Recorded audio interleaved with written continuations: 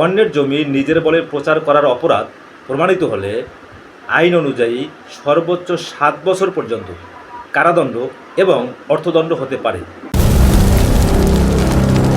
অনেকেই মনে করেন যে অন্যের জমি নিজের একথা মুখে বললে কোনো সমস্যা নেই, কিন্তু আইন বলে ভিন্ন কথা।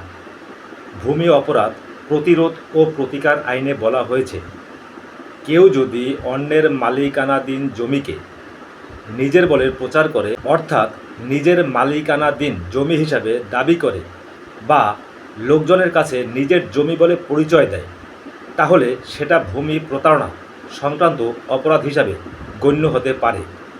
শুধু তাই নয়, মিথ্যা তথ্য দিয়ে জমি হস্তান্তর, ভুয়া পরিচয় ব্যবহার বা মিথ্যা তথ্য সম্বলিত দলিল তৈরি করাও একই ধরনের অপরাধের মধ্যে পড়ে।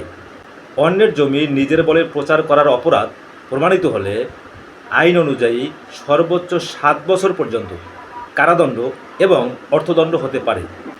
তাই মনে রাখবেন, অন্যের জমিকে নিজের বলে চালিয়ে দেওয়া বা মানুষের কাছে নিজের জমি বলে দাবি করা কোনো সাধারণ বিষয় নয়।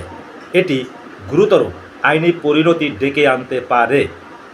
আইন জানুন, নিজের অধিকার রক্ষা করুন। ধন্যবাদ সকলকে, আজকে পর্যন্তই।